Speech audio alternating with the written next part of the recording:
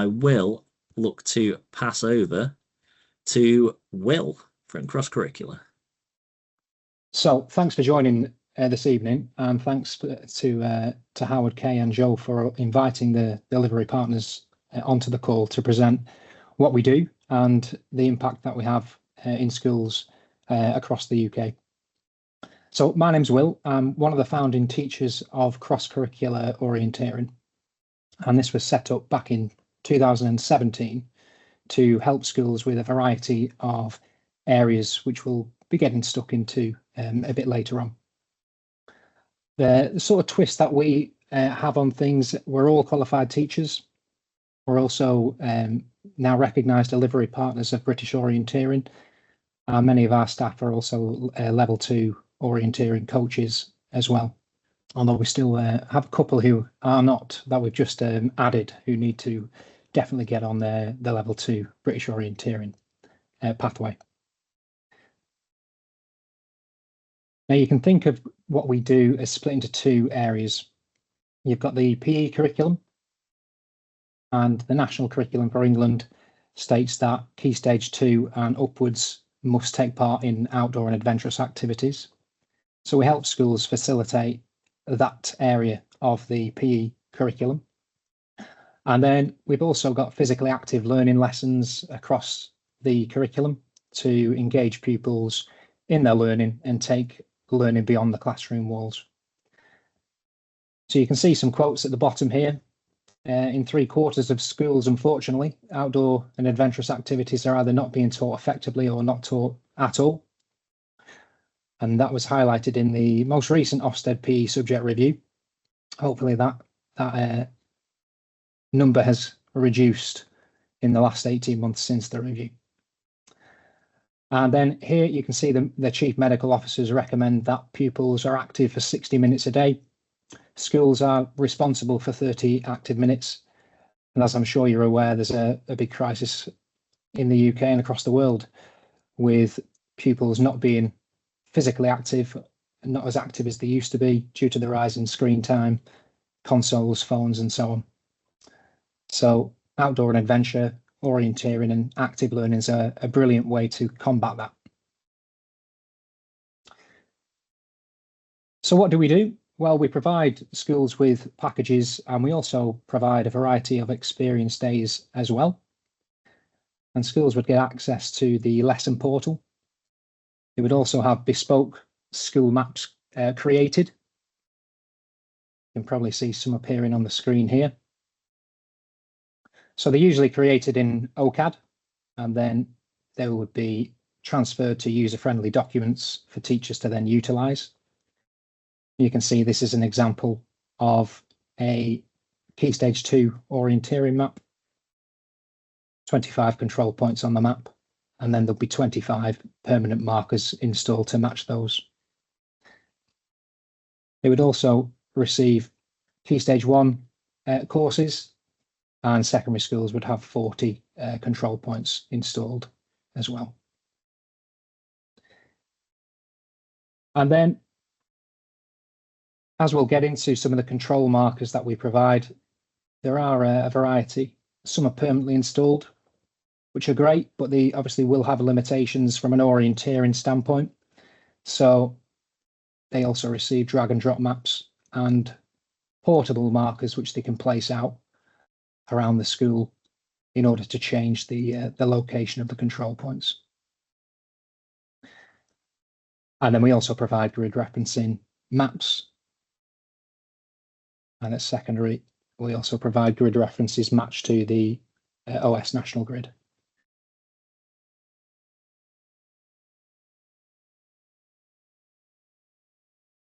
So the schools would get a variety of different control markers, which would be provided dependent on their age range and the ability of the children.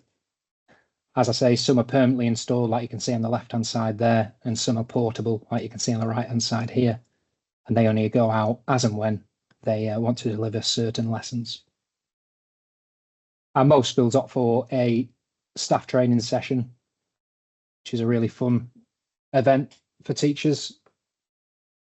And they learn how to, first of all, teach the basics of orienteering, and then they get stuck into making learning active across the curriculum as well.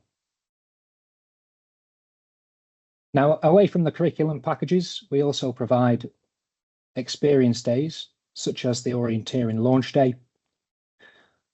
We also have a set of SI timing devices and controls. So we also provide electronic timing events, which always go down a storm. And then we also provide a variety of themed days at different times during the calendar year. So if we start with physical education and outdoor and adventurous activities, orienteering is a great way for schools to deliver that strand of the curriculum on their school site without having to rely on going on residentials and that sort of thing. So you can see on the screen here, we have a progression of skills that schools tend to follow. So they would start with teaching the pupils about the different orienteering symbols. Then they would get stuck into holding and orientating the map properly, ensuring they can set the map with north. And they would just continue along the progression of skills up to taking bearings. And in secondary, they would also look at pacing and catching and collecting features and that sort of thing. Now, the PE scheme starts basic. So they learn how to, let's say, orientate the map in a smaller section of the site. And they might be navigating basic cones using simple maps like you can see on the screen here, before taking part in orienteering challenges in smaller sections of the school and progressing to larger sections of the school.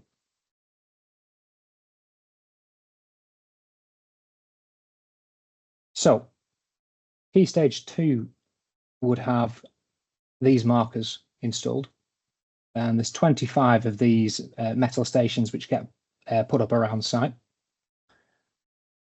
Now in a PE lesson, it's really simple as to what the pupils would record at the stations. So you can see this is an example from a Year 5 lesson, and they're looking at point-to-point orienteering. And the focus is on ensuring that they complete the course in the correct order. And what they have to do is record the 6th letter they find at the marker. So in this case, they would record the letter L. And then they would move to the next control point. Whereas in a physically active learning lesson, it might be that they're utilising the numbers to complete maths objectives. So this is an example from a place value objective looking at rounding to the nearest 10, 100 and 1,000. You can see that they've got to record the first 4 digits to make a number. So with this example, you can see that they've recorded 1, 6, 2 and 5. And then they would round that number to the nearest 10, to the nearest 100 and to the nearest 1,000. Similarly, there are letters on the markers, and they can utilise those to collect a series of letters by visiting certain control points. And then that would help them make a variety of age-appropriate words. And then they have to ensure that they're either adding the correct suffixes or prefixes to complete the words as well.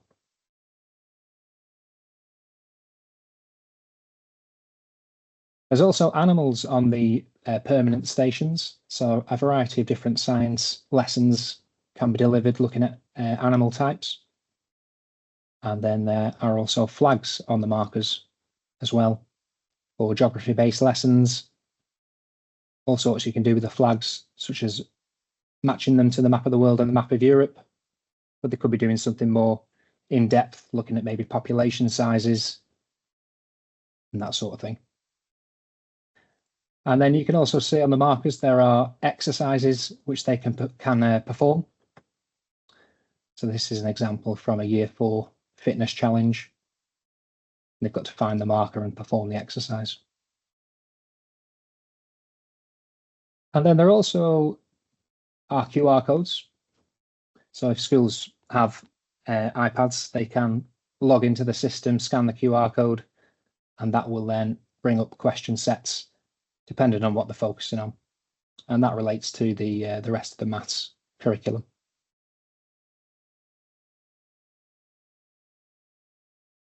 So although you can get a lot out of the permanent stations, there are limitations to them. They will ultimately get used to where those locations are located. So that's why we have the portable control markers, and schools can utilize their drag and drop map alongside these to mix things up a bit.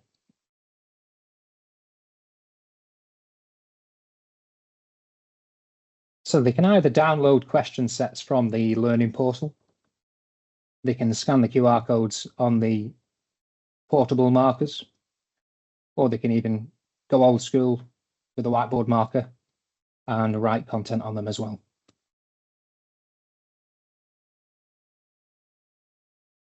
And you can see the lesson portal here. They would simply select which area of the curriculum that they want to focus on. You can just see a variety of different lessons that I'm just going to whiz through. So this is from Key Stage 1, and it's the first week of the year in the maths curriculum, looking at place value. So you can see they can download these question sets and attach those to the portable markers if they're not utilising the QR codes. Same in Key Stage 2, and there's also a variety of lessons for secondary pupils as well. This is an example English lesson from Key Stage 1, looking at full stops, question marks and exclamation marks. So the teachers would teach this inside the classroom, then they would use orienteering as a delivery mode to help the children practice their skills in a physically active way outside. And then you've also got many links to other areas of the curriculum, for example, in science, geography, and many other subject areas.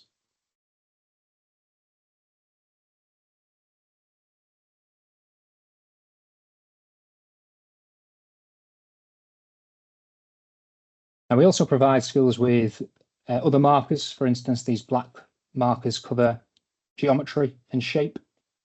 And then they also get a set of blue markers covering other areas of the maths curriculum, and also a set of green markers covering grammar and punctuation. But those tend to be for more consolidation activities, whereas the portable markers that we looked at the start are for single learning objectives, and the permanent markers tend to be for single learning objectives as well. Key Stage 1 and early years also sometimes take out packages. Although outdoor and adventurous activities is not statutory within the Key Stage 1 curriculum, many schools do see the benefits of delivering orienteering as young as that, and also making learning active for their younger pupils as well. And then we also provide similar resources for secondary schools. It's just the content will obviously be pitched at year 7 through to year 11 and sixth form as well. So most schools tend to have definitely a staff training session, and many now like to take out an experience day, for instance, a launch day, to really kickstart orienteering at the site. And the kids are always buzzing by the end of the session. And as part of the partnership that we have with British Orienteering, we always signpost our schools and teachers to various aspects of orienteering. So orienteering in the school games. We work with SGOs across the country to help facilitate some of the level 2 school games events. And then we also signpost schools to joining orienteering clubs on the website. And then also taking part in events outside of school. And also the Go Orienteering page to find some permanent orienteering courses in their local area. So ultimately, the system is all set up to help schools deliver orienteering on their site. And then the ultimate goal is for that to increase participation in orienteering off-site and for them to practice their skills in unfamiliar terrain. So I'm now going to hand over to Joe and take any questions. Excellent. Thank you so much, Will. If anybody has any questions, then I know with the bit of difficulties that we're having with the Q&A, I'd encourage anybody who isn't having any luck with the chat to use the raise hand function instead. But you're all very welcome to pop your questions in the chat or raise hands, and we can take those. Ian's popped one in, which is a general one to all the partnerships, so I'll start with that one for you. So Ian asks, due to limited budgets, how do you persuade schools to pay for your services? Okay.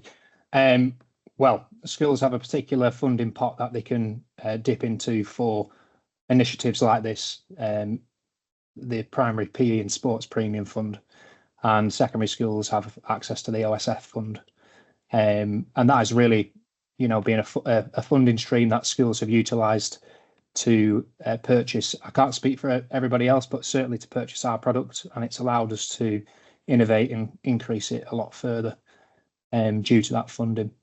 So to answer the question, they don't actually have that much of a limited budget when it comes to PE and sport. In fact, it's the healthiest budget out of all of the subject areas.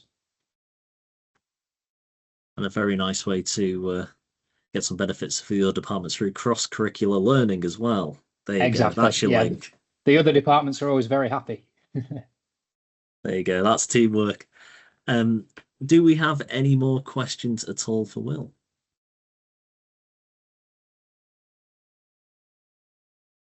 I think you might be off the hook. Well, thank you.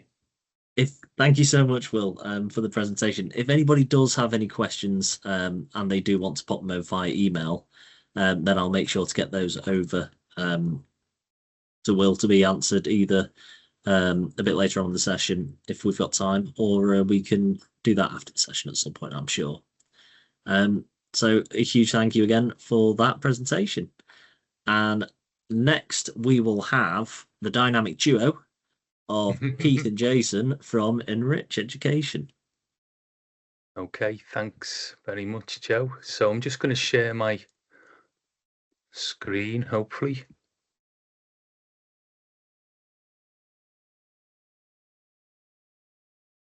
And start the presentation. So good evening, everyone. I'm Keith, and I'll be delivering this session with my colleague Jason. I'm Project Development Manager at Enrich, so I lead on curriculum development. And what I do is bring together the work of the team of teachers and other professionals who contribute their experience and their expertise to developing our products. And I think to introduce Jason, I think it's fair to say that Jason is passionate about orienteering. He's been a member and a club coach of Wessex Orienteering Club from 2005.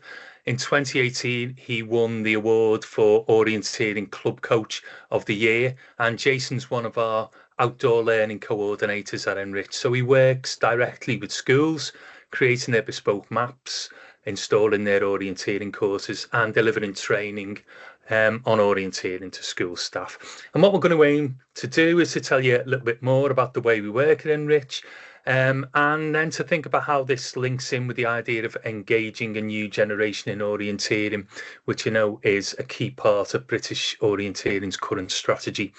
So to begin with, I'd like to introduce Enrich Education. We were established in 2014 by our 3 founder members, and basically they shared a passion for developing creative and innovative learning opportunities for young people linked to outdoor physical activity and well-being. Their initial work with schools really showed the idea that orienteering, it demonstrated to them that orienteering had got a unique potential to provide fantastic opportunities for children to take part in rewarding and fulfilling physical activities outdoors. So Enrich have been pioneers in the adaptation of orienteering from, if you like, a great outdoor sport to one that can also take place on school sites. And they've also been pioneers in releasing the potential of orienteering to deliver not only that fantastic outdoor physical activity challenges within PE, but also opportunities for active learning right across the whole curriculum. And that's enabled us to progress from being a local business, working with schools in one local authority, to becoming a company that works with upwards of 1,000 schools across the UK. We've built up a national reputation and profile within the education sector. British Orienteering has identified partnerships and collaboration as being a key element in its strategic theme, change the perception. And at Enrich, we're really proud of the partnerships that we've established, and you can see some of those on the slide. So as well as being part of the Edwin group of educational companies, we are, of course, a British Orienteering delivery partner. We're the official school orienteering partner of the International Orienteering Federation. We're a youth sports trust, change maker business, a business associate of AFP, and our trainings endorsed by First for Sport. So at this stage, I'm now going to bring in Jason and ask him to talk through the process that we use at Enrich to introduce orienteering to our schools. Thanks, Keith. Thanks for that nice intro. That was glowing. Well deserved.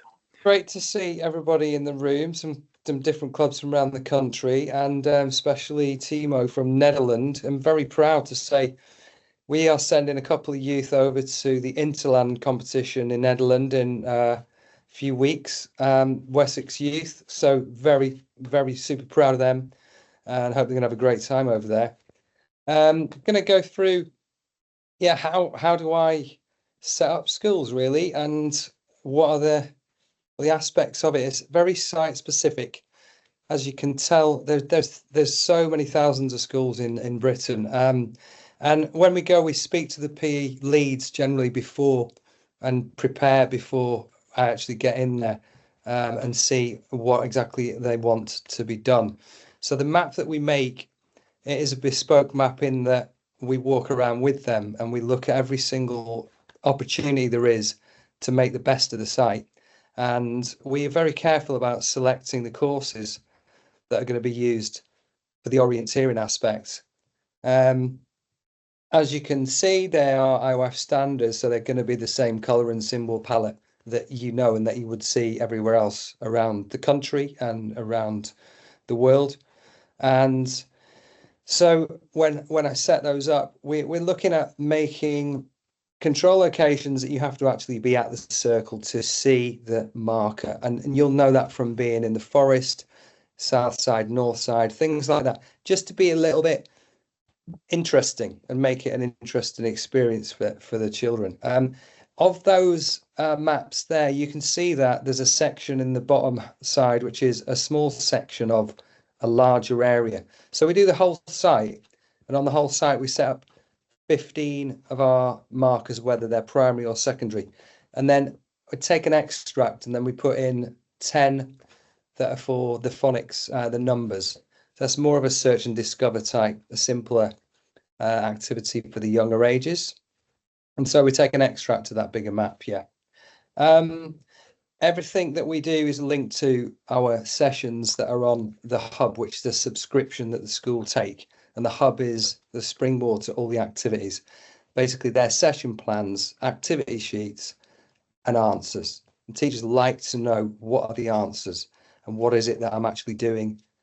Gives them an overview of it before they've actually done it. So that's the main aspect of the mapping. Can move on to how the markers work. Our markers are metal installations, so we put them, either hang them on fences or drill them into wood. You You can see the one with the animal is the Key Stage 2, so the primary markers, a monkey, an animal sequence. Then the one on the left I mentioned just before, the phonics numbers. We do have a blank set that they have, and they can use either indoors or outdoors, which has a QR reader on that takes them to a physical activity. And just moving on to the right-hand side there, the secondary markers, you can see somebody doing a squat. The QR reader, if they do have those facilities, they can access a short 1.5-minute clip of a coach that's doing a physical activity. So they're appropriate to the site that we're installing them on. Very important to note they're randomized. In terms of putting them out, we don't put them just 1, 2, 3, 4 around on a fence. We make sure that they're 1, say, in the northwest corner, and then 2 over on the playground, 3 back in the field. So we make the maximum distance possible out of the site if you were to run everything in one sequence. And yeah, so they also are now, so you can imagine there's 15 of those or 10 of those in a small area. That's the locations of them, the control locations, but the letters that you find on the markers apply to the sessions that you then deliver and teach on. So those are giving us multiple different ways of managing that. Okay, so we are going to move on to the training aspect. Thank you, Keith. So we have got an accredited whole staff training program. Now, generally in school, it's going to be everybody after school at 3:30. It's going to be everybody getting to experience the sport for the first time. Many of them know nothing about orienteering. They might have heard of it and they might have done a residential, but they don't have a lot of knowledge about orienteering. So it's an important sort of opportunity. And it starts off with us introducing ONAA. Where does it fit into the curriculum? How can they do ONAA indoors as well as outdoors? Because we can't always get everybody outside. So the session that they might have an hour on their timetable. It doesn't have to be right outside we go for the mapping. And we give them examples of indoor sessions before I move them outside. It's fitted to the PE curriculum and progressive. And then I get them outside and run a number of activities with them, teach them a number of activities right from the point at which they've never seen their site before on a map physically. So it's an enjoyment experience for them, getting them to explore, and you start to see the competitive characters come out if you give them a 3-control course to go and run the fastest. And it is important to make it so that not only is it learning, but it is that physical thing. The range of activities that we have, the range of sessions we have, a part of that training. So I'm showing them lots of different versions. We might not do them all, but they're going to have a knowledge of them and a knowledge of where they can get them by looking at the hub with us on that session. And that cross-curricular aspect as well has already been mentioned. The way that we can apply maths, the way we can apply finding letters, making anagrams, or whichever way it is. And the sessions that Keith's going to talk about a bit more on the hub, they're seasonal as well. So we do add things that fit in for what's being run in school. So Black History Month was October last year, and we might have World Book Day coming up.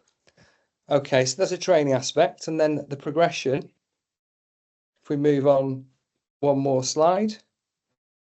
So this is a great bit of my work, is connecting schools to clubs. And it's really simple, a little search, and I've found from where I'm working, where's the local club and how do they fit in? If you look at the picture on the board there, Abbey View Primary I was working at in Buckinghamshire. And I found out pretty quickly it's a Thames Valley area. There's nobody from Thames Valley in the room. That's a shame. I love the Chiltern Challenge, one of my favourite races of the year. But we were looking at that. Abbey View is down there on the southwest corner of that map. And I quickly found that they've got a permanent course in Dean Garden and Keep Hill Wood.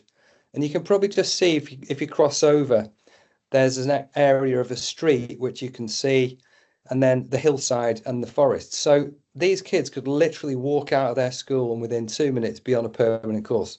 I just thought that was brilliant. So signposting them to those activities is a key bit of my work.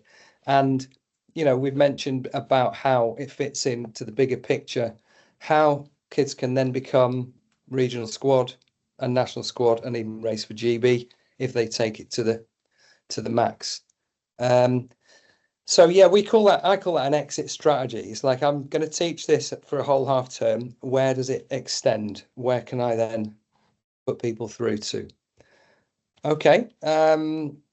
Just a little bit more about that. Dorset School Games. We are also connected in our area to Dorset School Games organisers and people, and we're networking with them all the time and just being able to then add value to their offerings. And we'll be at the Dorset School Games this June. Okay, so just moving on to the event days. This is a way of actually launching the courses with a really big splash, and a couple of our coaches come in and they'll set up an activity on an Explorer theme, and they'll use the sporting houses and all the year groups to then take each year group out and experience the orienteering at the level at which is appropriate for them, the age that's appropriate. They use I think one of them is Amelia Earhart, the female explorer, the flight explorer. And what was really funny was a school I was working at a little while ago, her parents were both pilots. So of course she was nominated as Amelia Earhart, which she wore that hat. She wore one of those hats all day. They have a brilliant day, and it just really sort of cements what it is and gives all the teachers the chance to see, this is what we're now teaching. So yeah, that's a lot of what I wanted to say about what goes on with schools. Keith, Okay, have I forgotten anything? I don't think so. I'm going to crack on, Jason. Thank you. Yeah, okay. So I'm just going to, Jason's already mentioned our school orienteering outdoor learning hub. So basically this is our digital platform where our schools can access orienteering resources and activities across the curriculum. And so there's obviously there's PE resources on there, but also maths, English, all the other subjects of the curriculum: maths, English, phonics, science, geography, history, MFL, computing. And Jason's already alluded to seasonal activities. So these are activities, orienteering activities, which are linked with key points in the school calendar. So it could be everything from Chinese New Year to World Book Day. So we currently have more than 500 resources on the hub. They've all been developed from professionals from a wide range of backgrounds, obviously teachers, but also other education professionals and sports coaches and instructors. Our hub isn't a static resource. We're continually developing and improving it in response to what schools tell us they need. And the hub also provides a space where schools can collect and save their own personalised content. Just like our maps are bespoke to schools, this also applies to our curriculum content. We found that it's very adaptable across very different schools, but we're also keen to work with schools individually to make sure that they get the best value from the resources and that they're suitable for their individual needs of their children. Okay, so to move on, it's difficult to do justice to our orienteering-based learning activities in a short presentation, basically because there's so many of them and there's such a diversity of resources on there. So I'm just going to focus in on a couple of key points about them. So firstly, there is that rich variety of different activities. Obviously, we're not suggesting that schools deliver the whole of the curriculum through orienteering. So what we've aimed to do is to focus for each subject on elements that naturally lend themselves to an orienteering approach. So the idea is that teachers select activities from the really wide range that's available to them, so they can select the activities that are going to meet the needs of their children and fit in also with their existing curriculum planning. The second thing I'd like to focus on is we know how busy teachers are, so we aim to keep preparation to a minimum. Otherwise, we know that our resources, our activities just wouldn't get used regularly enough. So all of our activities have a teacher's activity plan, which gives detailed step-by-step instructions to carry out the activity. Where there's any children's recording involved, we have downloadable children's activity sheets and also quick reference answer sheets to save teachers time where that's appropriate. All our activities link to and are triggered by the information that's already on our control markers. So there's no physical setup needed for most of our activities. And again, that reduces preparation time to a minimum. I think as a teacher myself, I think there's two particularly powerful ways that school orienteering can fit into your curriculum plan. And firstly, it's a great way to deliver and reinforce things that children need to know, factual knowledge, what you might call item knowledge, the sort of thing that it's really important for children to be secure in, but it can get a little bit pedestrian to teach that in the classroom. So, for example, orienteering activities. Orienteering offers really fantastic ways to reinforce and develop things like spelling and grammar or times tables. You can also have, for example, orienteering-based quizzes where you can use those to assess and reinforce key subject knowledge. What's sometimes in education described as sticky knowledge, that's the sort of knowledge, subject-specific knowledge, that we want children to retain in their long-term memories. Also subject-specific vocabulary, which is really, really important for children, particularly when they make that transition from Key Stage 2 to 3. So in subjects like science, history or geography, orienteering is a great way to reinforce that subject-specific knowledge. However, orienteering can also create opportunities for that sort of creative thinking, structured reflection and discussion as children move between orienteering control points. Probably in the same way that, you know, we often get our best ideas, don't we, when we're out walking rather than sat in front of our computer screens. So, for example, you can also use orienteering activities to provide the basis for example, composition of creative writing in English. And just to illustrate how versatile and adaptable orienteering is, in computing, children are taught to understand and use algorithms in programming, which are often presented as flowcharts. Because of the nature of orienteering, it enables children to physically follow an orienteering route presented as an algorithm, or to use their school's course to adapt or to write their own algorithms. So just finishing off with returning to the theme of engaging the next generation in orienteering. So that's obviously key to British orienteering strategy going forward. Engaging schools and creating partnerships with them is going to be absolutely essential in engaging the next generation. And Jason's already touched on the potential for progression from school orienteering to club orienteering. But why would a school consider introducing orienteering? What can, you know, our model of school orienteering, what does it offer to schools? Well, most obviously, it increases opportunities for children and young people to take part in really high quality physical activity. And it's already been alluded to how much of a national issue that is at present, well, an international issue, and also the very challenging targets that schools have around increasing physical activity. The other thing I'd say about orienteering, which I'm sure you're familiar with, is it's a very inclusive sport. So schools regularly tell us that they really value the way that boys and girls can take part in orienteering together. It can also appeal to children and young people who maybe are a little bit more difficult to engage in traditional school sports. It's also great to see how our orienteering can be used so effectively in SEND schools and for children with SEND. Getting children outdoors and active benefits their mental health and well-being. Again, another really important priority for schools at present. We've already talked about how orienteering can be a really powerful way to deliver effective learning across the whole curriculum. As well as delivering those curriculum outcomes, it's also an excellent way to deliver generic skills such as problem solving, teamwork, communication, and to help children develop qualities such as resilience and perseverance, which are really important for academic success, but also they're essential life skills. So orienteering is a really good vehicle for schools to nurture all of those aspects of young people's development.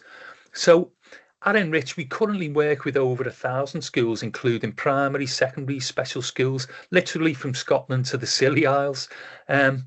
We reach thousands of children each year, but we're ambitious. We're not going to rest on our laurels. We want to expand our partnerships with schools, continue to develop and refine our resources and approaches. We very much share British Orienteering's ambition to engage the next generation in orienteering, and we recognise that schools have got a key role to play in this. So we're determined to continue to build on our work with schools, and by doing so, hopefully to engage even more of the next generation in orienteering. So that's me. Thank you very much. Well done, Keith. Excellent. And thank you both, Keith and Jason. I didn't lie when I said a dynamic duo. That was very good. Who's done 9 minutes? That Which was one's brilliant. Batman and which one's Robin? I'd like to know. I'm not even going to risk that. No. Because I don't want either of you to be upset finding out that you're Robin. Probably wise. Now's the time for some questions, and I can already see a hand up and one in the chat. So we will first go to Harriet with her hand up.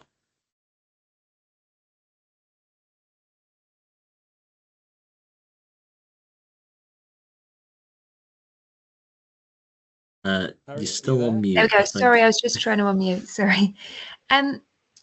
My school is an SEND school, and we've just joined the Enrich programme. So one of the questions I was wondering of asking is, in September, we were just looking to see and ask a question. Is there any qualifications or anything we can get in terms of for orienteering and outdoor ed, like any OAA, aside from like the traditional Duke of Edinburgh and all of that kind of stuff? I'll be honest with you, Harriet, top of my head, I don't know. So great question, and a really good one for us to come back to you on. I don't have the answer to that question at my fingertips, but you're one of our schools. We'll definitely get back to you on that. Thank you. If that's okay. Yeah, of course. I'm also thinking it's not GCSE level either in terms of our school. Yeah, no, absolutely fine. Yeah.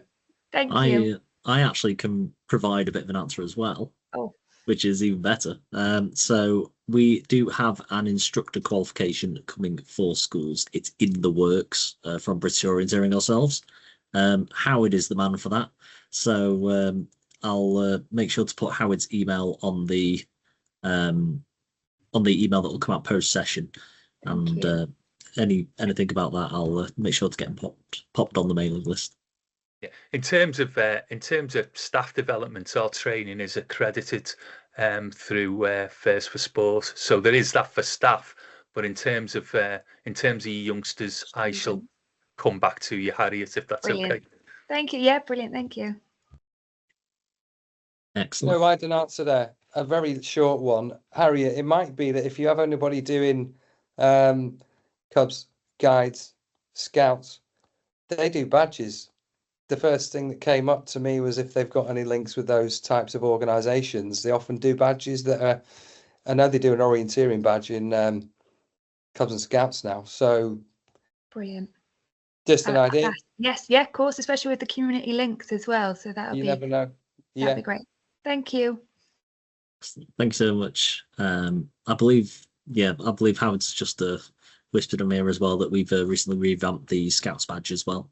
So that's even more on the mix. Even more on the mix as well.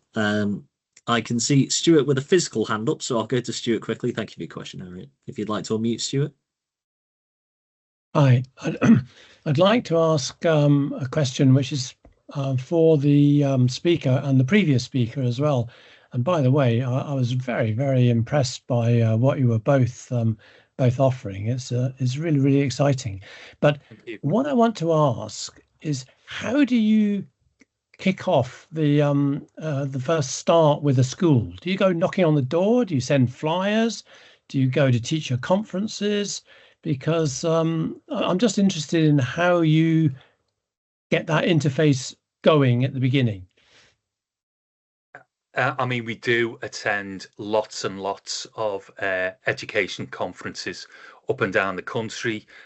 We've got a really we've got quite a sophisticated communication system with schools. So we have a really sophisticated marketing system, which I've got to be honest with you, Stuart, is not my it's not my part of the world, so I can't give you blow by blow on how that works. But I mean, we've got quite a sophisticated marketing system, and it's also around building up partnerships and relationships with education networks and with professionals across the education system. So, you know, as well as the direct contacts with schools, we also have we have relationships and partnerships with, for example, local authorities, and also with them. I mean, now you'll be familiar with the idea of academy chains, which are, some of them can be, you know, 30 or 40 schools together. We work with a number of those large academy chains, so we engage. If you work with the academy as a whole, you get, if you like, a job lot of schools. So lots and lots of different ways. We don't actually knock on doors at this stage, but you know, we'll do whatever it takes to create partnerships with schools going forward. Yeah. Okay. I can see Jason's got his hand up, so I feel there might be a part two. Yeah, just briefly then. Where is DFOK, Andrew? That's Dartford. In Kent. Kent. Kent. Kent side. So I think the answer is, from my perspective about training and progression, is it's a bit of a two-way thing. If I'm saying to teachers, go on Dartford site, find out their Saturday sessions, find out when they're doing a local event, send people along. In the same way, it could be that if you've got Saturday things that you're doing for families on a coaching level, or any other occasion, you know, get some things made and get some promotion done to the local schools. You know, that they'll be glad to hear. In my experience, which is just in a very local area of 3 primary schools, it's been one teacher that has shown an interest and therefore gone looking for somebody to come into the school. But what's knocked me back is that most teachers are clueless about orienteering, and some of them are even... I did say that. Yeah, I did say that. But I mean, you get one gem, you get one person that is going to be the person that's trained on the minibus. You have to remember that a lot of the stuff from a school perspective is they need to have a teacher that's dead keen already, that's prepared to take people, that's really got to put themselves out. And when it comes down to anything which is regarded as an off-site and adventurous activity, you know, if it was in the week, that's a really big ask for somebody who's in charge of classes for 5 hours a day, face to face all day, you know. But you know, your point is taken, that I think it behoves all of us in this room to say to schools, orienteering is an international sport that you can get involved in locally first, and then bigger picture. Yeah. And just very briefly, I just think what's key to that, Stuart, is the CPD that you provide to school staff. So you just need that enthusiasm maybe for the initial engagement, but I think through our training, what we do is convince non-specialists that actually, you know, orienteering is not some sort of mysterious thing that you can't deliver. You can deliver it to you with your children. You can build into your PE curriculum. You can be confident that you can deliver orienteering as a non-specialist. So hopefully, you know, we can widen the net through doing that. Yeah, I think the ability to have this sort of cross-curricular is really excellent. But in my experience, you know, even just recently, taking children from a school, we went to a National Trust area to do some orienteering, and to fill in the risk assessment with the local county council required me to say some fairly minor white lies, because one of the things that they insisted on was that the children were to be in sight of a teacher at all times. Dear, oh dear. So it seems to me that, you know, trying to get round even the people at the council, county council, who oversee risk assessments is another avenue. But anyway, I don't want to get down that avenue. What I will say is that the first two speakers, thank you very much. Very, very interesting. Fantastic what you're doing in trying to get children into orienteering. Absolutely fantastic. Thank you. Glowing review. I see Andrew's hand up, but I'll quickly just interject. Judith popped in the chat on that discussion about the keen teacher, that sometimes it's a keen parent as well that can make that difference. Organising a school team for a Saturday event. Just to put that in quickly, but I can see Andrew's been waiting patiently with his hand up, so I'll hand over to Andrew. Yeah, we just wanted to follow up on Jason's comments, because that's very helpful, Jason. I mean, in Kent, we do quite a bit. We have a schools newsletter which goes to the schools we've worked with. And on the list, there's probably about maybe 60 schools, but they're only the ones that we work with. It includes what the forthcoming events are.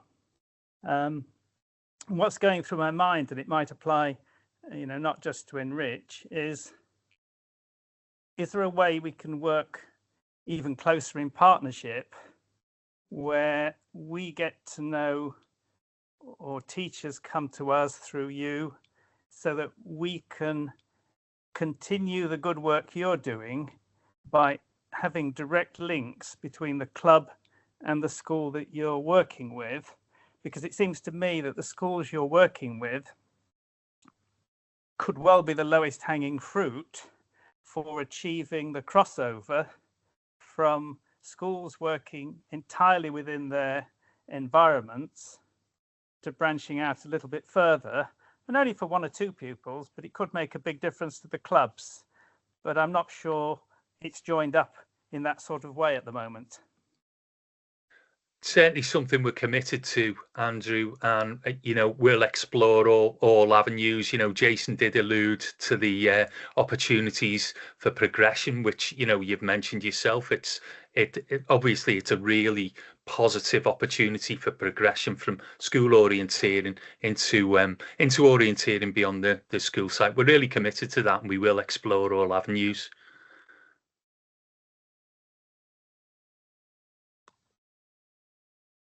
Excellent and brilliant.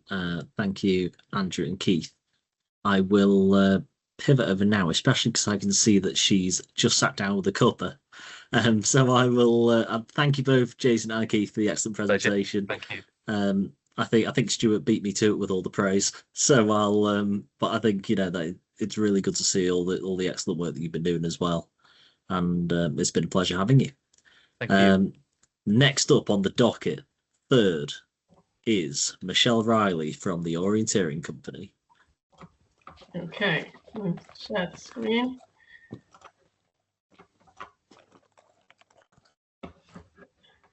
Okay, that worked.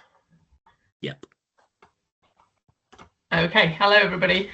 I'm Michelle Riley. I'm the owner of the Orienteering Company. I do orienteering development, mainly in schools, but I also do a little bit of work in other outdoor spaces, such as parks and outdoor centres. I've grown the business over the last 20 years, which makes me feel a bit old. And I've developed it from being a passionate orienteer and a level 2 coach. My husband Dan helped set up the company, and he has a unique insight as he's a qualified PE teacher, and he also worked at British Orienteering for 4 years. So we've done it together.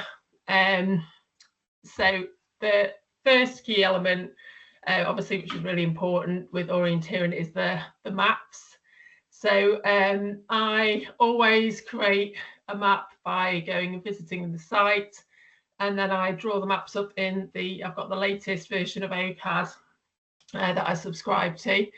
And this, obviously, I feel is important to have a smooth transition for schools for when they progress out of the school site and want to go into the local parks or PGL or wherever, that they've got their standardised symbol set that they've learned how to use on the school site, and then they can transfer those skills for when they go outside of the grounds.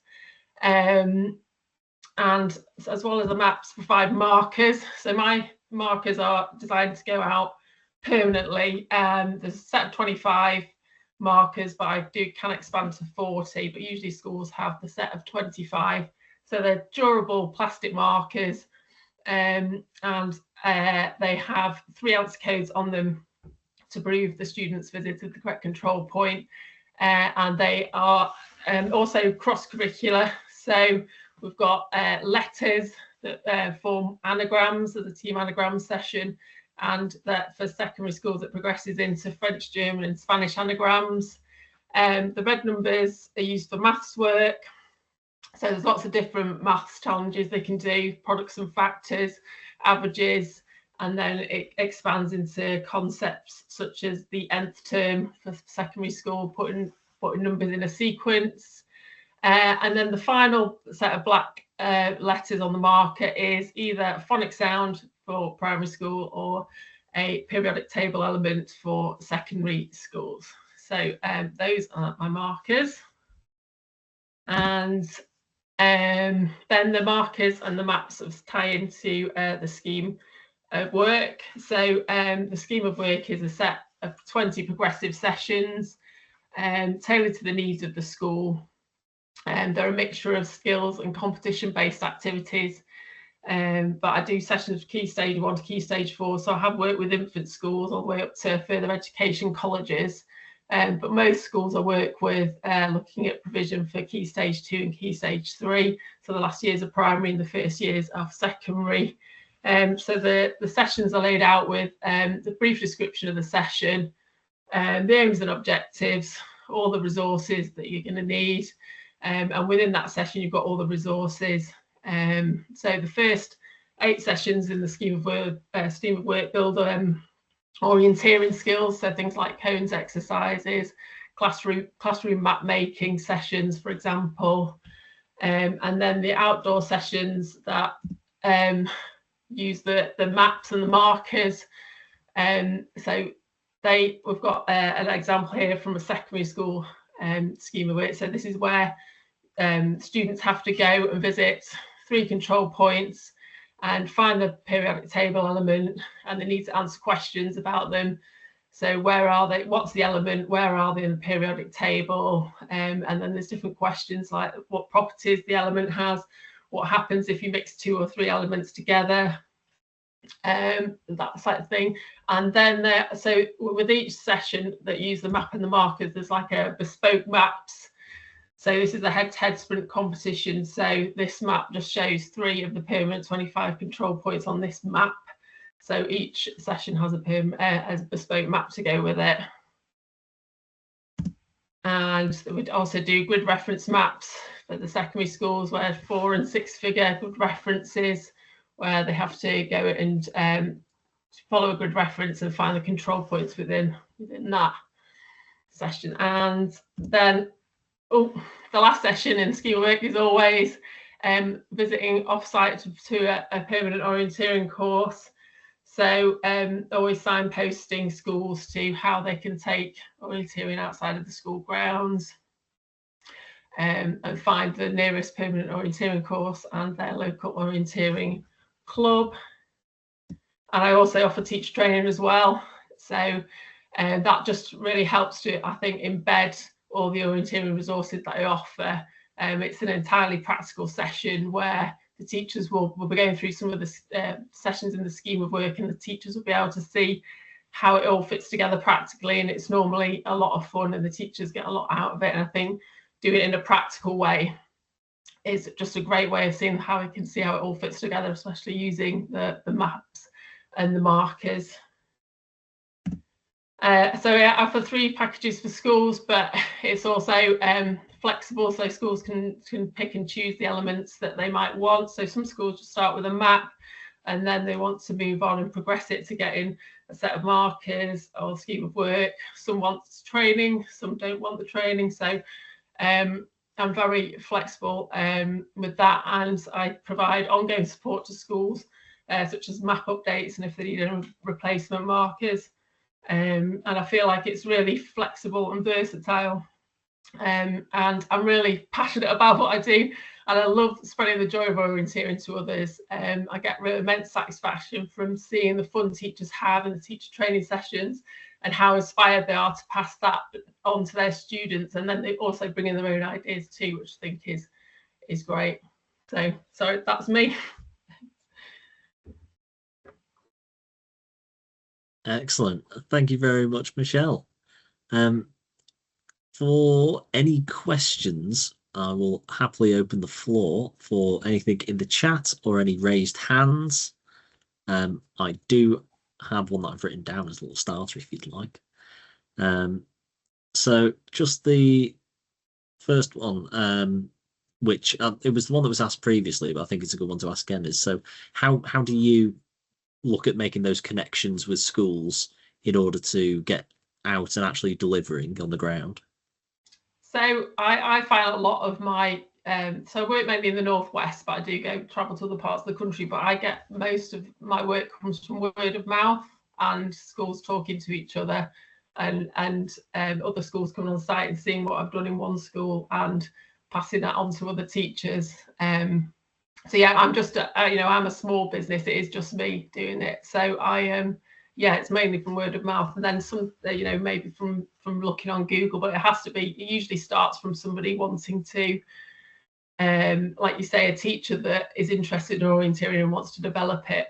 I normally find anyway that people have experience orienteering. I think teachers can sometimes be a bit scared of it, but I think teachers have done it, and people have done it either through Scouts or maybe they've done it once with school sort of through the years, and they do know a little bit about it, and that's when they sort of get an idea of maybe doing it on the school site. But like I say, a lot of teachers are, because like you say, the teaching of OAA is on the curriculum, and it is sometimes difficult to get the time and the resources to go off site, so it is a real valuable resource to have in the school grounds. Yeah, absolutely. And another one that I wrote down as well. I had a couple prepared pre-session just to sneak around. So have you seen an increase in the inquiries since the change of the secondary curriculum? Yeah, I think so. I do. I'm mainly in secondary schools, actually. Most of my work is in secondary schools. And I think secondary schools really value having the orienteering set up because they're sometimes squeezed for space in terms of the sports halls and things. They need another a chance to use the grounds. It means they can, if someone's using the sports halls, they can get out and do orienteering in the school grounds. So they found that really useful. And yeah, I just think it's a shame because they are pushed for time and to do things. And even like the teacher training sessions, they're in the sort of after school staff meeting time slot of an hour, which I find is enough time to do it, but that is all the time they can give really for the training. I think maybe back in the day you could have done a whole day on it, but they haven't got that time anymore. So yeah. Yeah, excellent. And so I suppose if you are somebody from a club, what could clubs do better in the region to help link with you and to help you link them together as well, those clubs and the schools? I think, well, I mean, I'm just thinking, when you were asking before, like SYO seem to have done a really good job of linking schools and with their clubs, and they do a lot of events around Sheffield. And they seem to be a good example of how to do. I think they've got a lot of schools maps, so they've got and orienteering stuff is developed in those schools, and they then do a lot of events every Saturday. Well, quite a lot of frequent Saturdays in different parts around Sheffield, and they seem to get high numbers from the schools. And I think it's just maybe having somebody to go in and sort of talk and coordinate that. Yeah, so it's a tricky one. It is tricky. Yeah, absolutely. I can see a physical hand up from Helen. Would you like to unmute? Yeah, I have the advantage. I'm a PE teacher and an orienteer, so I see it from both sides. I do. I work tirelessly in my school to promote orienteering. I run it in my PE lessons, and out of 1,000 children, I can't persuade more than 12, I think I have in my orienteering team, to come to our Saturday events. I am just fighting with every other sports club, drama club, swimming lessons. We just can't get them out of the school. They love it in school. They charge around, our grounds quite happily, but will not then come to events. So it doesn't matter how hard I seem to push it. Swimming lessons, etc., take priority. We are a very sporting school, and once they get to the secondary school, they are pulled into lacrosse, hockey, netball teams that all also compete on a Saturday. And my juniors all do ballet and swimming lessons. So yeah, it's just trying to persuade them that orienteering is more fun and more important than ballet and swimming lessons, but I don't seem to be winning. Maybe it's something like, a permanent orienteering course in a park, to do in your own time, or maybe when, students are out in the park anyway, maybe there's a way we can sort of link that to get them to orienteer sort of when they're out and about in parks, when it's not a structured maybe time slot possibly. Well, what SYO have done is it started off with some teachers setting up orienteering in the schools. They then went for Saturday league every sort of month, every three to 4 weeks, and they turned it into a league. So there's a little bit of competition between schools that was generated, and that encouraged a little bit more of participation.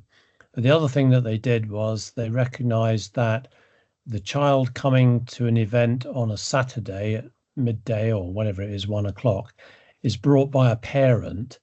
And what we as club members have to do is trap that parent, because in the future, it's a parent that takes a child to an orienteering event.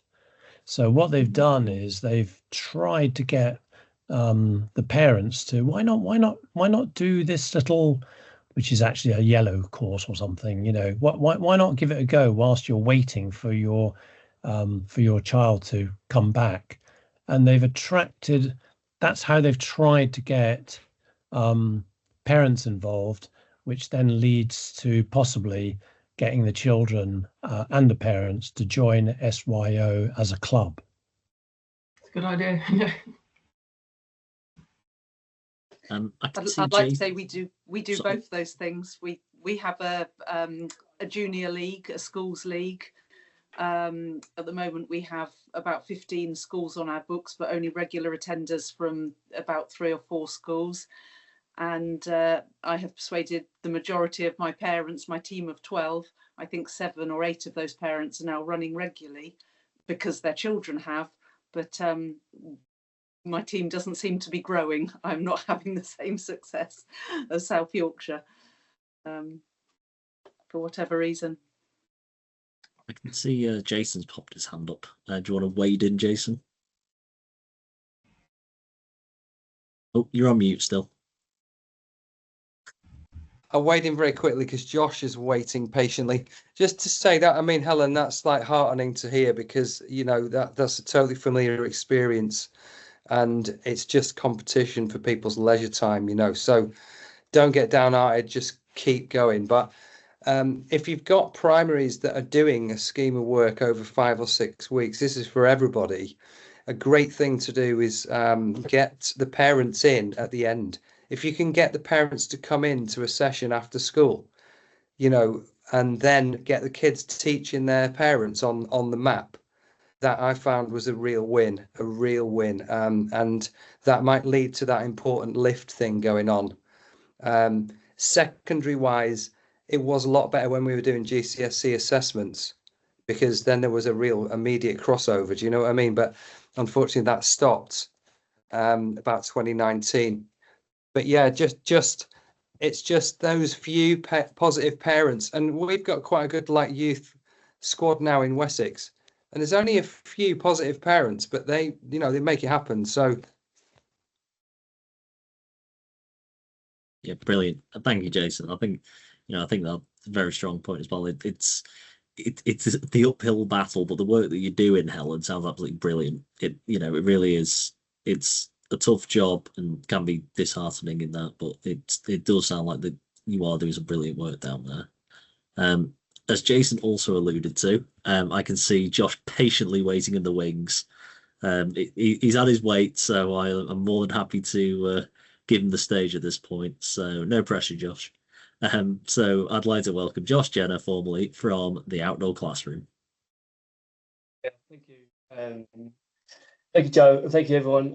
Thank you to those who have stayed on until the end. It's actually, firstly, I want to say actually thank you, Joe and Howard and Kay, for setting this up, because actually this scheme is not only an opportunity for us to sort of talk to schools and clubs, but actually it's an opportunity for us to hear actually the great work other companies are doing and different approaches that we all have. And actually this is a bit of a learning experience for me as well, going last. I've taken copious notes to understand a little bit more about sort of what's working in some places, what's not working in other places, and how we're all slightly different, I think.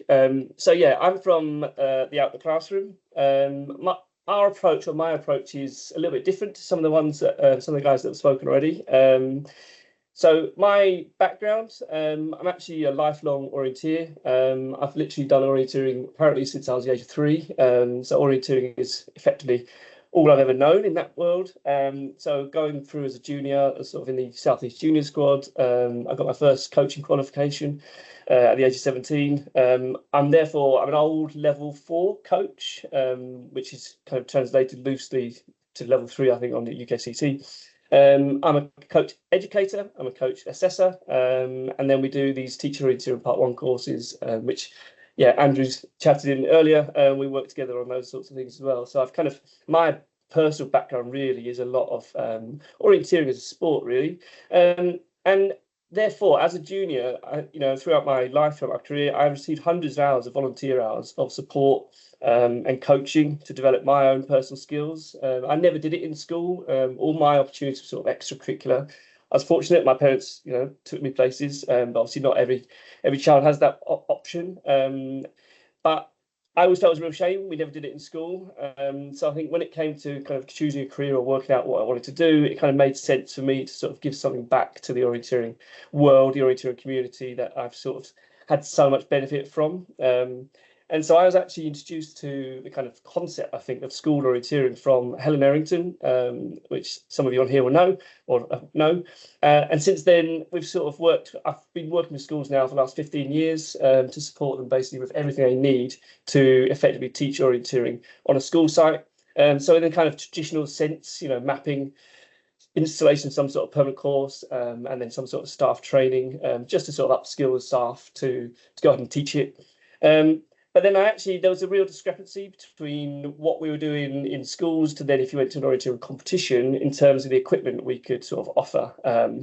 So the Outdoor Classroom came about really as an opportunity to digitise orienteering and give children the experience of the kind of digital side of things or the electronic side of things without needing to sort of purchase SI equipment, because obviously for a school, in most cases, that's pretty expensive. They might be very fortunate that people can come in from clubs or companies with SI kit. And that kit's great because that's obviously what our sport uses. But in most cases, schools don't get access to it. So I came up with an app, which in the first instance, effectively, was a way to just digitize the orienteering, but actually what it's now kind of turned into really for us is it's a all-in-one sort of digital toolkit to help schools take all of their learning outside the classroom using sort of that orienteering as the vehicle. So our kind of mission then therefore has turned into really creating accessible, making opportunities available to all, and sporty opportunities in particular for children and actually communities as well. There's another part to our work outside of schools, which I'll kind of explain in a second. So I'm not actually going to go into detail of sort of exactly the ins and outs of how we deliver things and so on, and talk to you about orienteering maps, because I think everyone here understands that, knows that, and certainly with all the good explanations we've had, I kind of don't need to. So in essence, when we work with a school nowadays with the outdoor classroom, we still set them up with everything they need, so an orienteering map. They may already have one. Of course, more and more schools, obviously, through the great work of these other companies, more and more schools have got maps already, in which case we can sort of make use of those too. We have always done, this has never changed right from the very beginning, we installed a set of our permanent orienteering plaques on a school site. We've actually just relaunched this set. It's the first time in 15, 16 years that I've done it. But the idea being there's no setup or takedown needed for that teacher, just to sort of make things a little bit sort of easy to go ahead and teach, basically.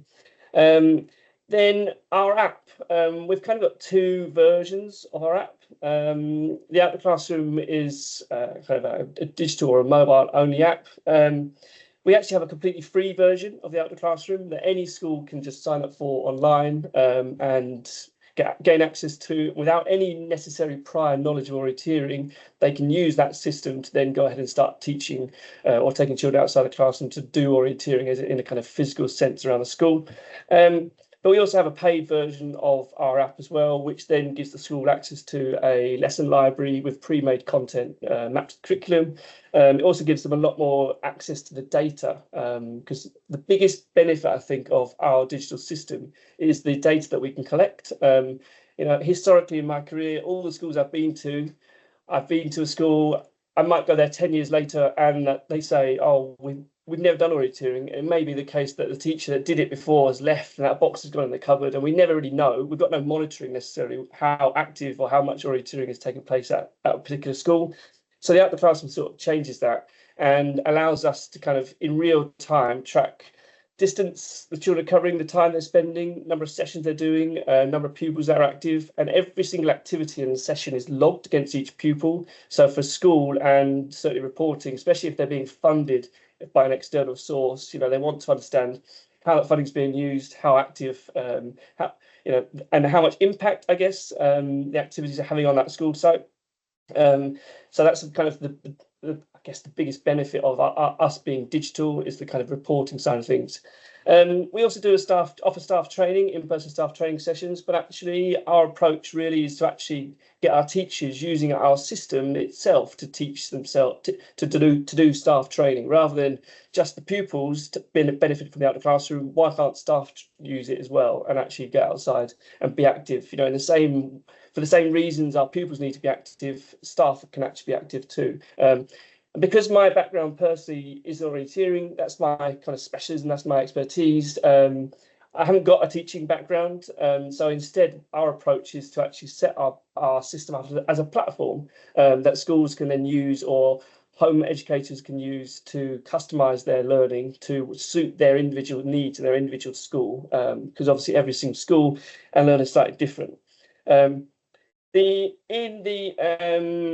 Portal in the kind of schools portals is the same for our free and paid members. We've got an automatic course planner tool, so it's a bit like Purple Pen in some respects, although it uses a little bit of our kind of learning, and all the teacher needs to do is tell the system how many controls or plaques they want to use, and the system itself will then create them an orienteering course. So all our sort of teacher aided stuff is actually in our system rather than sort of us needing to kind of do things for them. And in their account, all our schools also have a designated local orienteering page, it's basically a plug-in to the British Orienteering fixtures, which is filtered by their school location. And we regularly signpost them there to local orienteering opportunities in their area with the hope, and the aim that some of these schools might seek out opportunities. And because we track the data, that page is regularly visited, so we know that people are looking for these events. Obviously, it's all location based, so it depends on where they are in the country as to what's happening and how proactive their local club is. But that's what we're sort of trying to do to kind of forge closer links between what we do in our schools to club opportunities. So then there's other things we can do as well, and other things we are doing, and this is where our work historically with British Orienteering kind of comes in. So because our system's digital, all the activities are automatically tracked. So there's no, he says, touching wood, there's no cheating involved, so you can't sort of skip anything, you can't. So that allows us basically to then create orienteering competitions. And this actually came about because my local school sports partnership in East London, post-COVID, the children were struggling with transport to get to our in-person events. So actually what we then came up with was the idea that actually stay at your school site, and all we're going to do is run what we call the Big League, which is our national competition.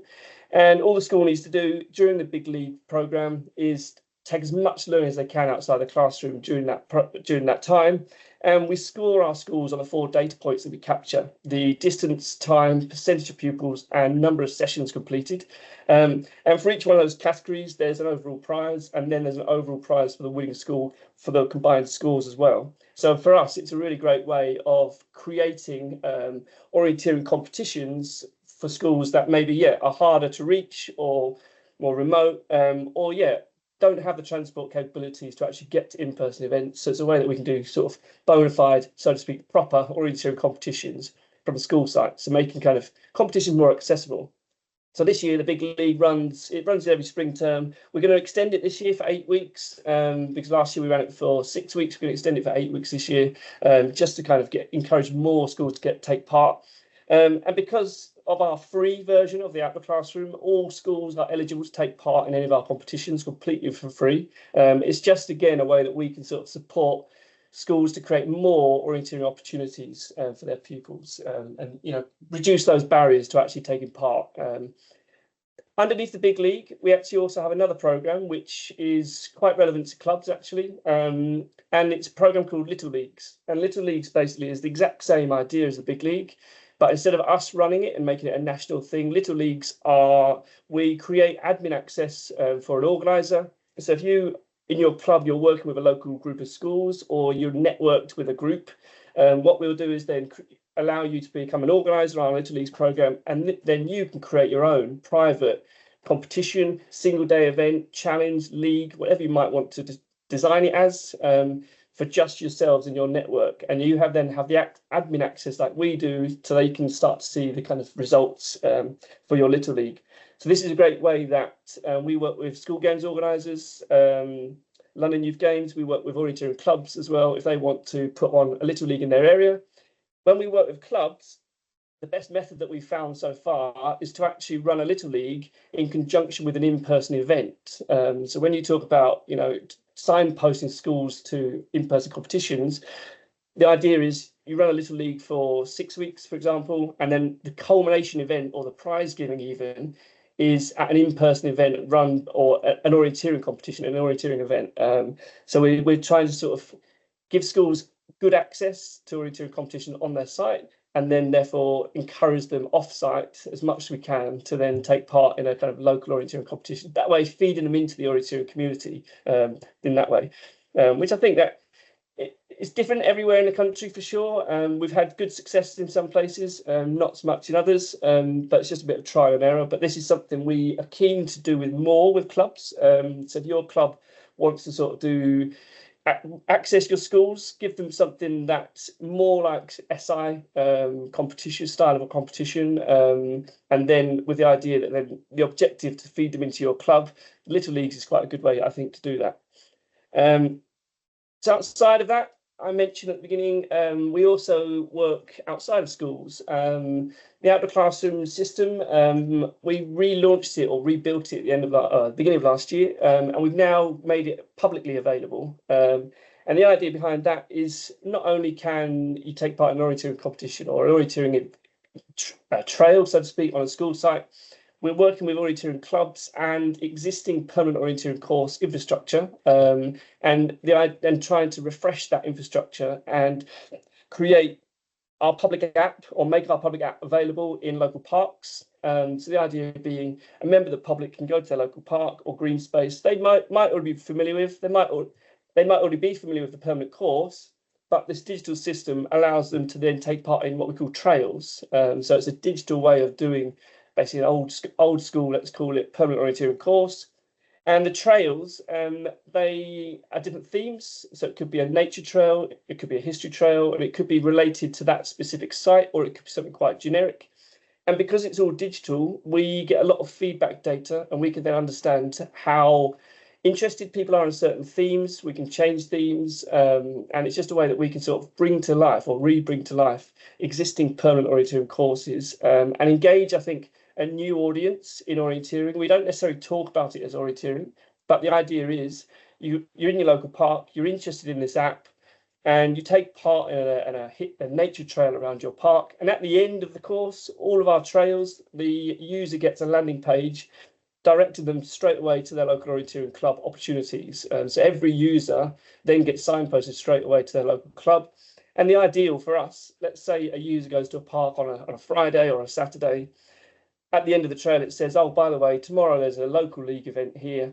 Come along and try it, and you can then be introduced to your local orienteering club. So that's how we're sort of taking our digital system and sort of broadening the access to it to give more members of the community access. And sort of, we very much work at very, very grassroots level of orienteering. You know, we're not talking about going off piste into forests like, you know, the proper elite orienteering. We're talking about someone who's never done it before. Maybe they're not very active, and we're just sort of guiding them and interesting them and sort of upskilling them a little bit to just see if orienteering could be for them. So that's kind of our approach, really. So we're very keen on this as well. If any clubs, we're working with a few clubs already. If any clubs have kind of got existing permanent orienteering courses that actually, you know, they might be in a state of disrepair, you might be already thinking about refreshing them, contact us, because this is definitely something that we're actively working on to sort of refresh these permanent courses and sort of bring them up to modern standards, really. Yeah, I think that's probably all from me. I think I didn't want to go into too much detail. Hopefully you've kind of got everything you need, but if you need anything from us, any clubs could have specifically obviously reached out to you, please make contact if you want to work with us, because we're actively trying to work with clubs on those things at the moment. There you go, nice and short and sweet.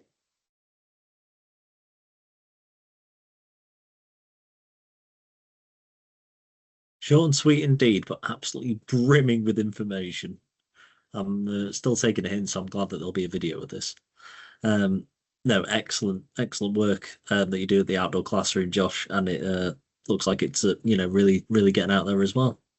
I'd like to invite anybody to ask any more questions. Feel free to raise your hand. Andrew is straight on it with the hand raise. That's what I like to see. If you'd like to ask your question, Andrew. Oh, sorry, it's the second one, but just be interested in the presenters' thoughts on anything further that either clubs or the organisations themselves can do to encourage what I call the crossover, which is moving away from the school environment into outside of the school environment, and what your experience is of the challenge that Helen mentioned earlier of how you can do it, overcome that if there isn't a way of doing it, because it seems very difficult.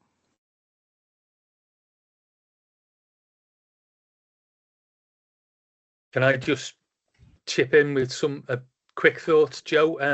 I think one of the things, Andrew, is to get kids confident with orienteering within that school site. I mean, orienteering can, and I think speakers have alluded to this, it can be a little bit maybe mysterious, unfamiliar to people, possibly even daunting in, you know, in the great outdoors settings, or even, you know, the off-site settings. But if we can get children so they're confident, they've got the skills, they're used to that orienteering methodology, they're using orienteering maps appropriately, albeit within that limited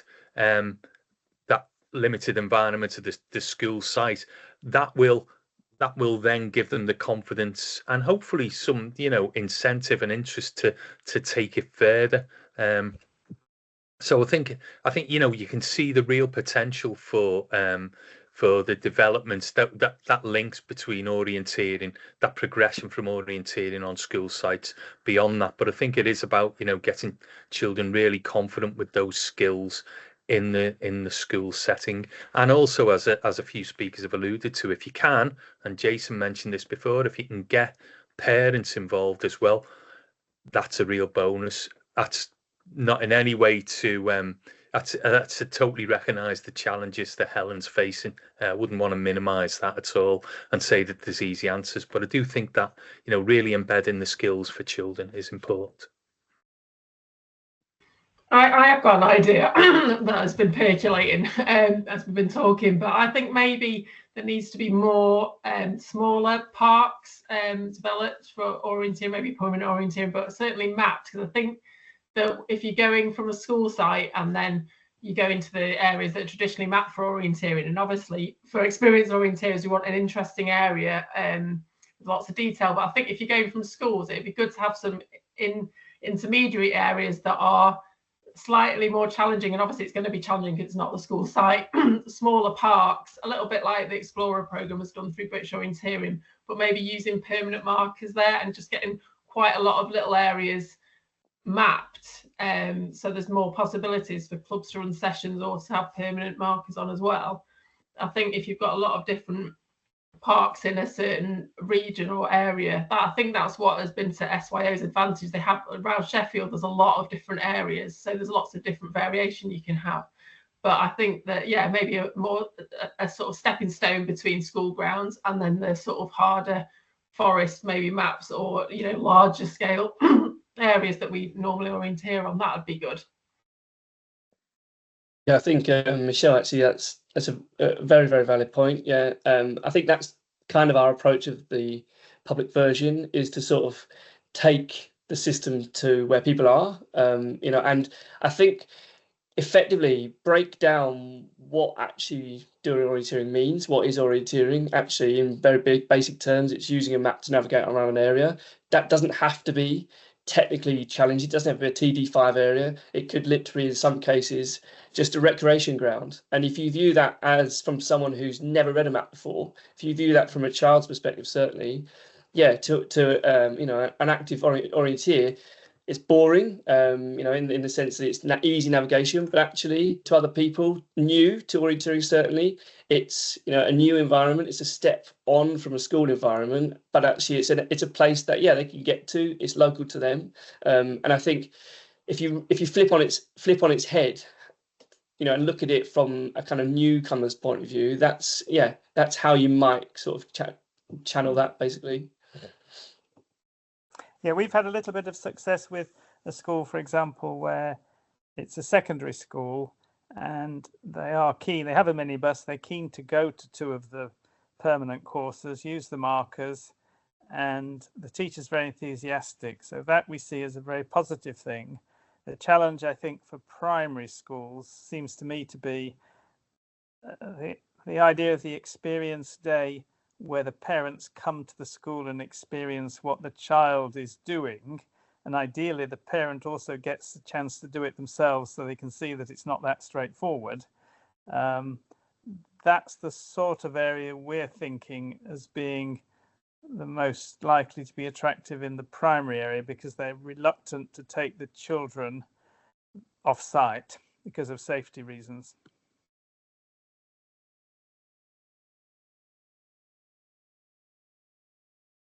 Nobody's speaking, so I will.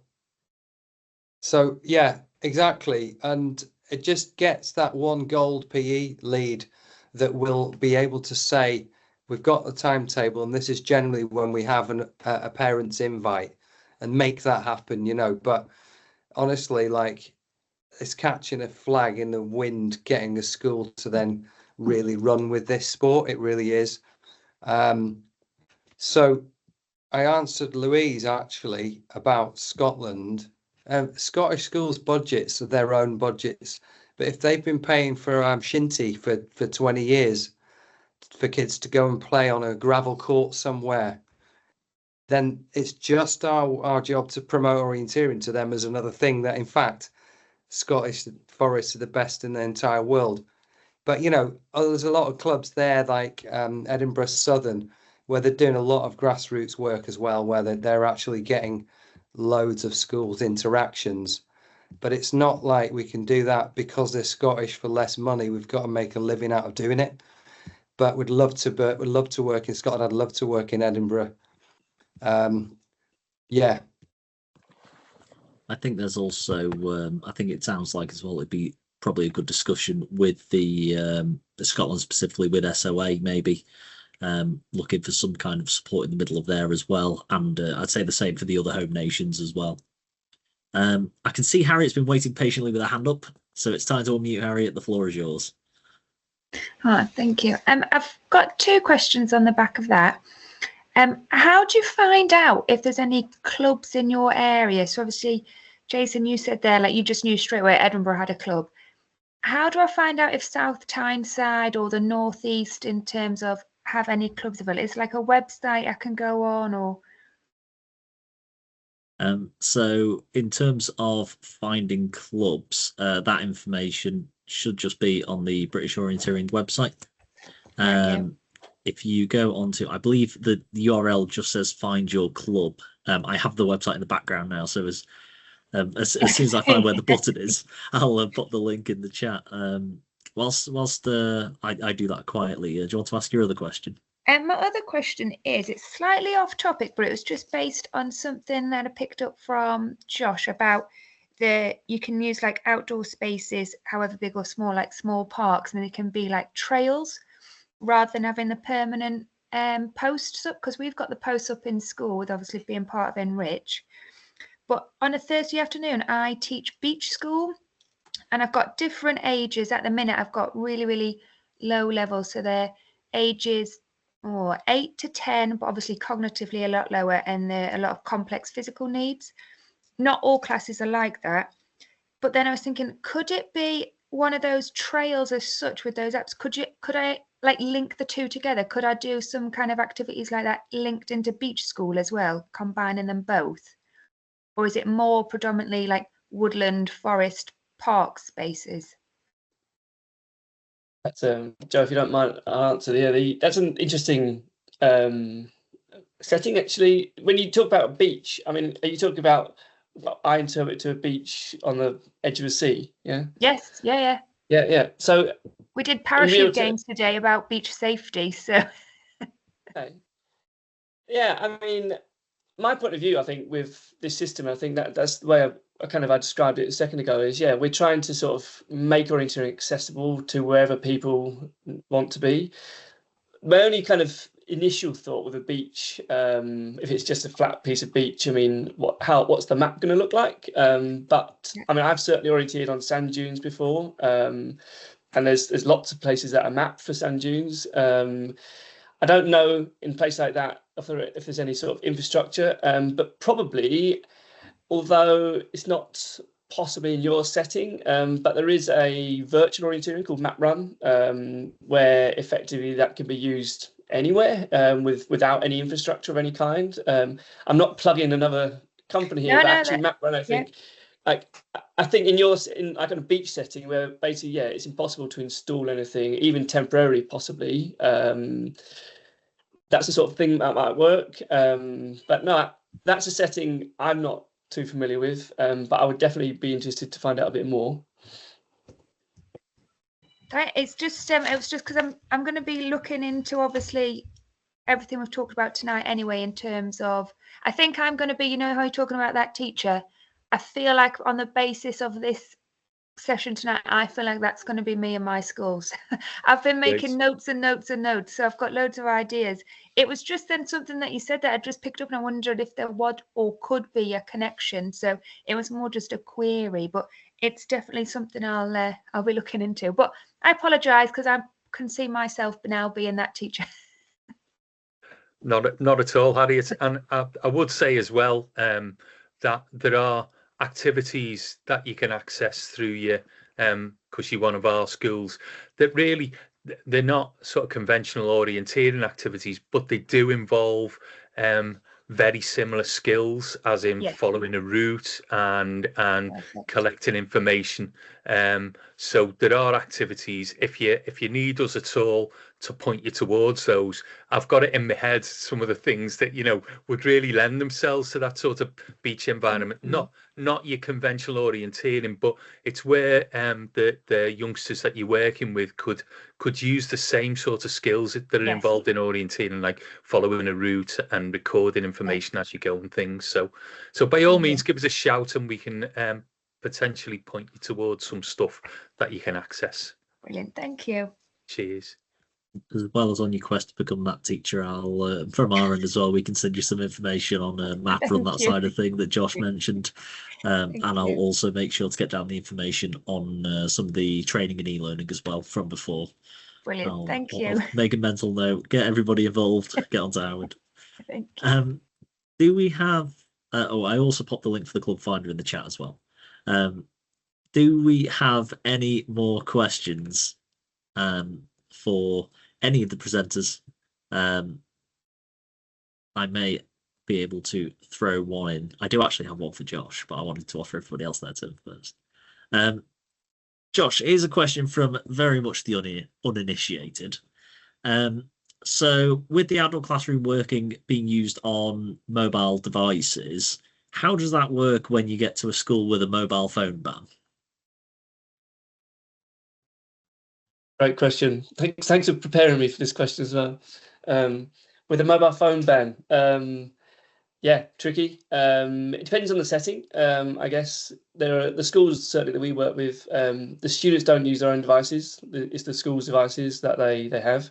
To make a reasonable session with the outdoor classroom, you typically only need 2 or 3 devices for a school because they would share around. And yeah, it is an acceptable spend of this sports premium money to purchase devices for that school.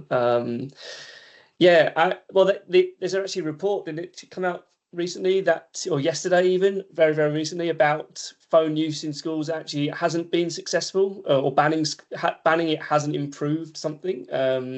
So maybe that will revert. But yeah, there's always going to be issues around, you know, using personal devices on a school site. What I would say about schools that are considering using their own device without the classroom, the system doesn't use any GPS, so there's no privacy issues. The system completely works offline, so there's no data issues. But yeah, there is always going to be the tendency that children just go around the corner and do something different, for sure. But in cases, yeah, we always offer the offline version as well.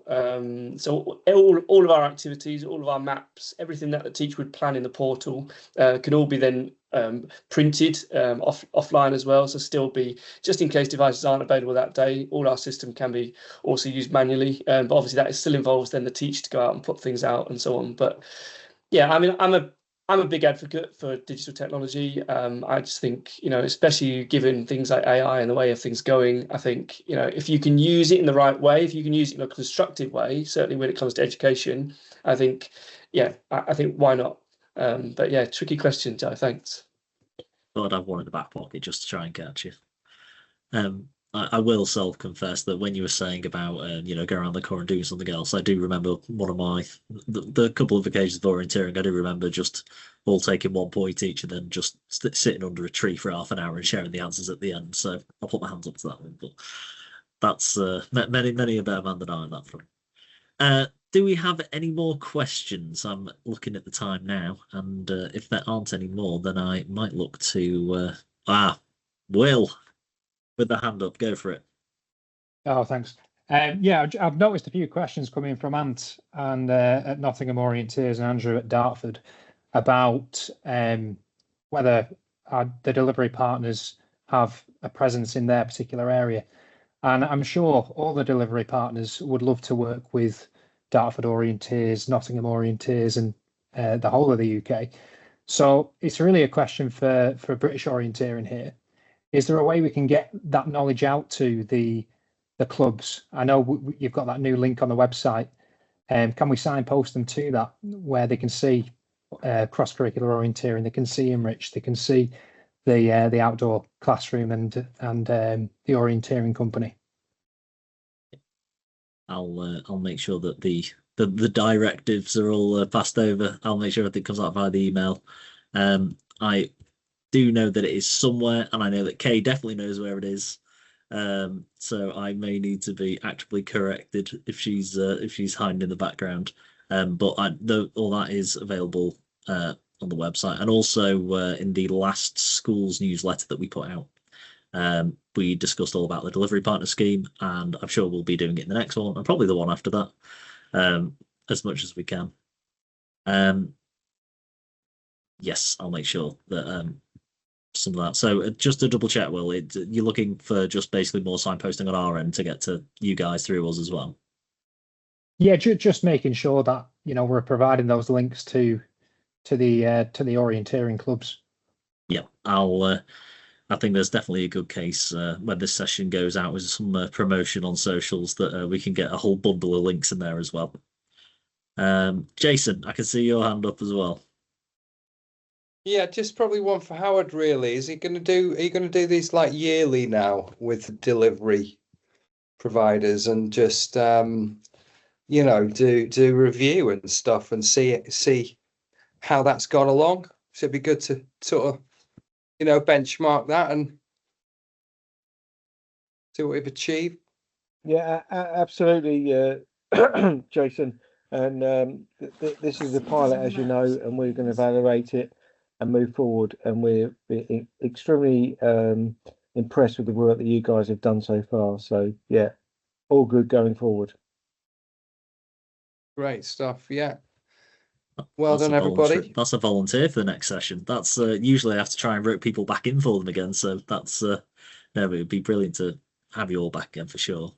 I'll quickly just wrap everything up, but first of all, a huge thank you to all of our wonderful presenters.